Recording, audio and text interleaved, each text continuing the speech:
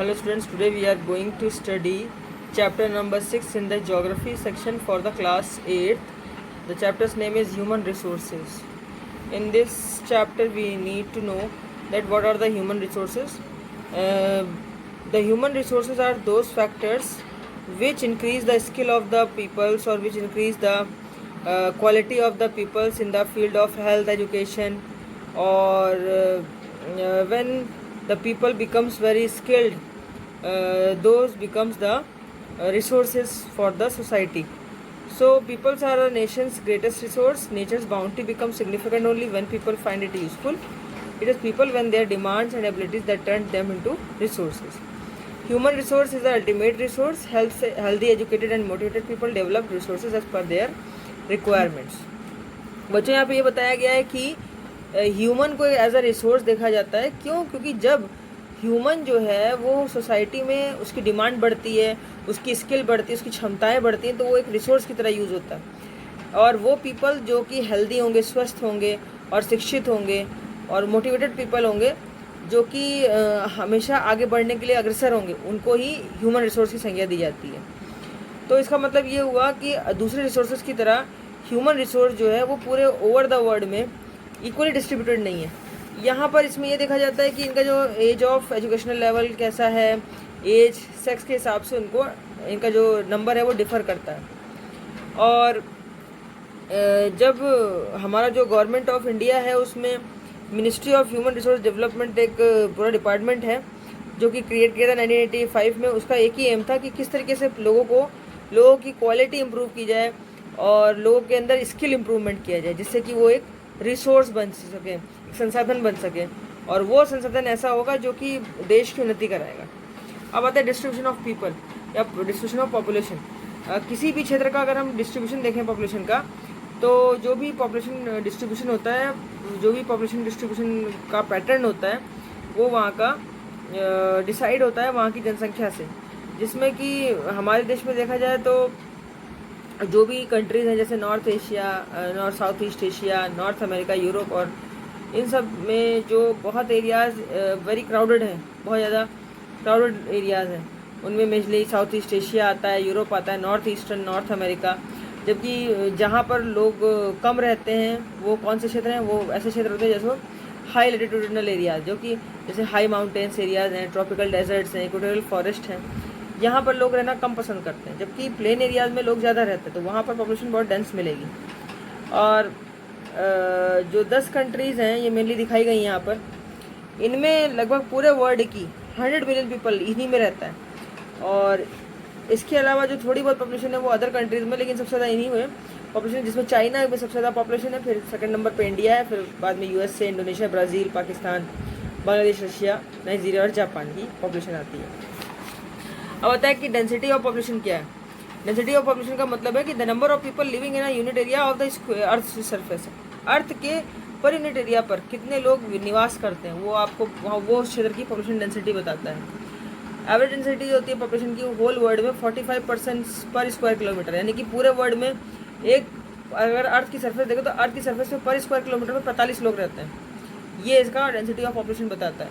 South central Asia में जो population density है वो सबसे ज़्यादा है ईस्ट में, और साउथ ईस्ट एशिया में सबसे ज़्यादा पॉपुलेशन डेंसिटी मिलती है.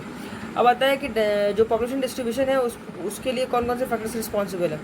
तो कुछ जोग्राफिकल फैक्टर्स हैं, कुछ सोशल, कल्चरल, इकोनॉमिकल फैक्टर्स हैं.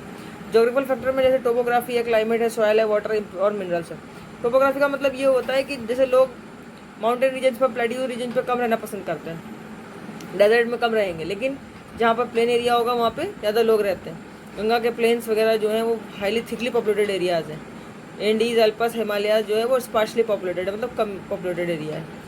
अब आता है क्लाइमेट. क्लाइमेट में जैसे जहाँ पर एक्सट्रीम क्लाइमेट है, जैसे कि बहुत ही गर्मी ज़्यादा हो रही है या बहुत ठंडा, और जैसे सहारा डेजर्ट है, पोलर रीजन है, रशिया, कनाडा, अंटार्कटिका, यहाँ पे कम पॉपुलेशन पाई जाएगी.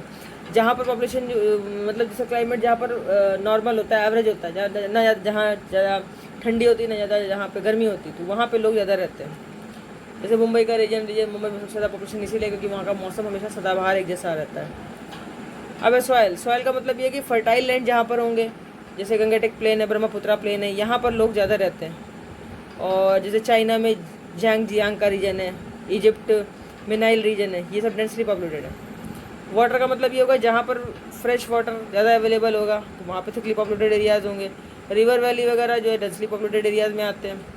मिनरल्स, ऐसे एरियाज जहाँ पर मिनरल डिपोजिशन ज़्यादा मिलते हैं तो वो भी ज़्यादा पॉपुलेटेड एरियाज है। जैसे डायमंड्स वगैरह जो है वो साउथ अफ्रीका में ज़्यादा मिलते हैं, तो वहाँ पे ज़्यादा डायमंड की माइंस मिलेंगी आपको साउथ अफ्रीका में।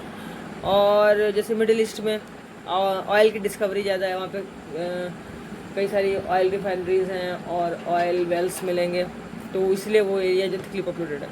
अब social cultural and economical factors में ऐसे कि सोशल में आता है कि जैसे कुछ एरिया होते हैं जैसे इसमें बेटर हाउसिंग होती है, एजुकेशन फैसिलिटीज़, हेल्थ फैसिलिटीज़ ज़्यादा अच्छी होती है। तो जहाँ पर एजुकेशन फैसिलिटीज़, हेल्थ फैसिलिटीज़ ज़्यादा अच्छी होंगी, अच्छी व्यवस्था होगी रहने की, वहाँ पर डेंसली पॉपुलेटेड एरियाज होंगे, ज़्यादा पॉपुलेशन मिलेगी। जैसे पूना है हमारे यहाँ। कल्चरल में क्या होता है कि ऐसे कुछ एरियाज़ होते हैं जहाँ का कल्चरल सिग्निफिकेंस, जहाँ का धार्मिक सिग्निफिकेंस ज़्यादा होता है, जैसे कि वाराणसी, जेरूसलम, वेटिकन सिटी का। और इकोनॉमिक में आता है जहाँ पर इंडस्ट्रियल एरियाज ज़्यादा मिलते हैं, जहाँ पर इंडस्ट्रीज ज़्यादा लिखती है। जैसे अगर उत्तराखंड में देखो सिडकुल का एरिया है, हरिद्वार के रीजन के आसपास, यहाँ पर आपके क्षेत्र में सेला कोई के आसपास का रीजन, जहाँ पर इंडस्ट्रियल एरिया ज़्यादा है, तो वहाँ पर भी थिकली पॉपुलेटेड एरियाज़ होते हैं, क्योंकि वहाँ पर लोगों को रोजगार ज़्यादा मिलता है। जापान में ओसाका का क्षेत्र है, इंडिया में मुंबई, यहाँ पर ज़्यादा इंडस्ट्रीज़ है, तो इसलिए ये क्षेत्र डेंसली पॉपुलेटेड एरियाज है। अब हमें पॉपुलेशन चेंज का मतलब ये होता है कि during a specific time the number of change in the people, या कह सकते हैं the two change in the number of people during a specific time. मतलब पॉपुलेशन चेंज का मतलब ये है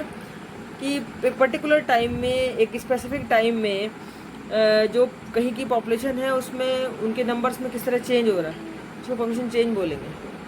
जैसे कि ये देखिए कर्व आपको दिखाते हैं, इसमें दिखाया गया कि 500 BC के लगभग 100 मिलियन हमारे पॉपुलेशन होती थी, लेकिन उसके बाद 0 में 170 मिलियन, फिर उसके धीरे धीरे 1000 में 265, 425 इस तरह बढ़ती चली गई।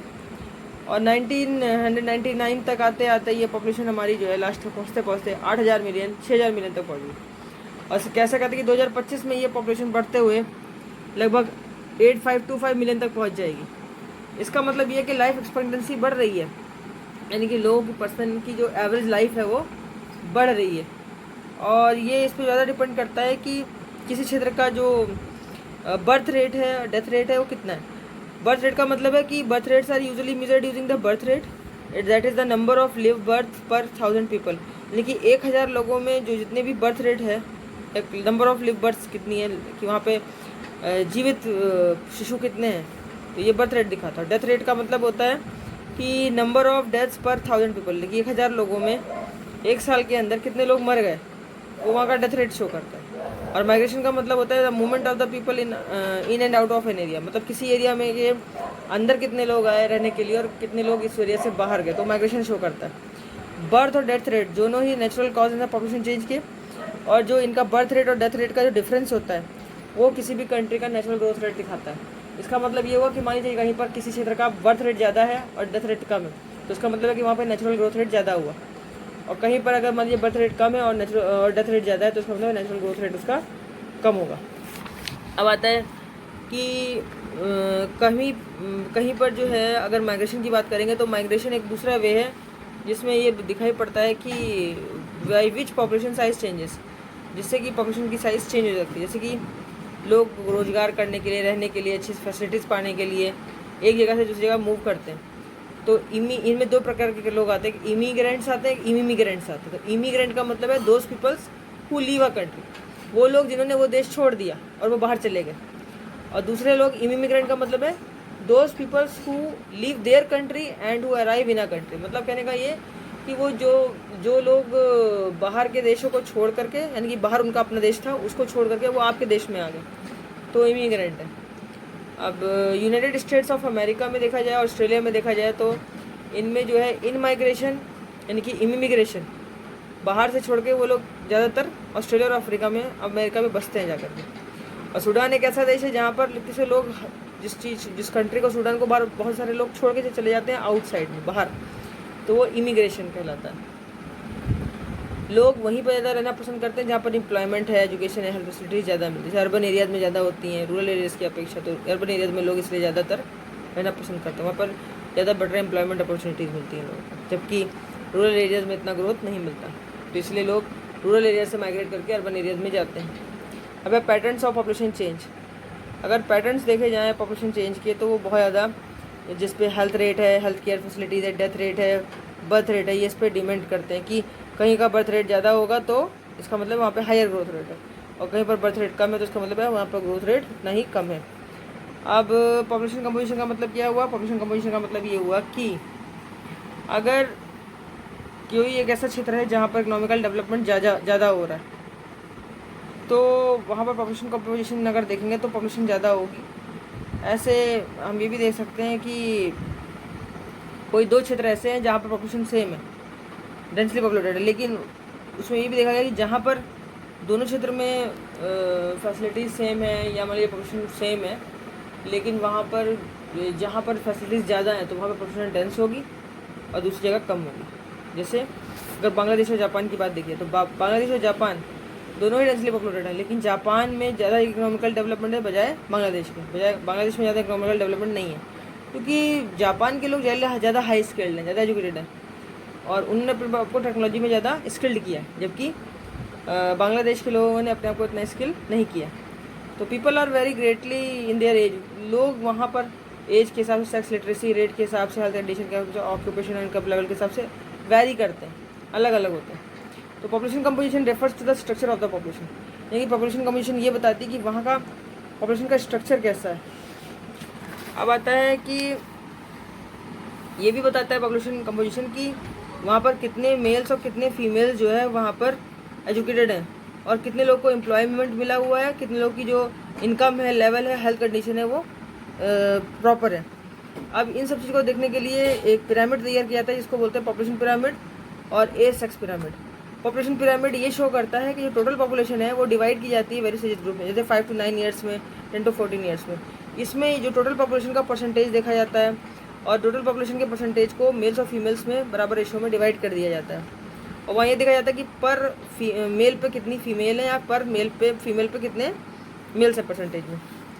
और इस पॉपुलेशन पिरामिड को अगर हम देखें अच्छे तरीके से तो ये पता लगता है इसमें कि कहीं कहीं पर भी पॉपुलेशन पिरामिड जो है वो नीचे से ब्रॉड है और ऊपर से नैरो होता चला जाता है, और कहीं कहीं पर क्या होता है कि ये पिरामिड अजीब सा दिखता है, यानी कि कहीं पर नीचे से थोड़ा सा नैरो है, फिर बीच में ब्रॉड आ गया, फिर नैरो है, फिर ब्रॉड है, इस तरीके से, और ऊपर तक जाते थे नैरो मिलता है।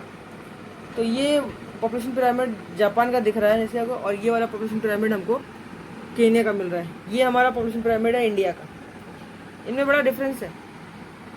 ये शो करता है कि जो यहाँ पर जो यंग लोग हैं, ये कह सकते हैं यंगर से लेकर के एडल्ट होने तक और एडल्ट से लेकर के ओल्डन एज तक किस तरीके से पॉपुलेशन जो है वो लगातार घट रही है और लगातार बढ़ रही है।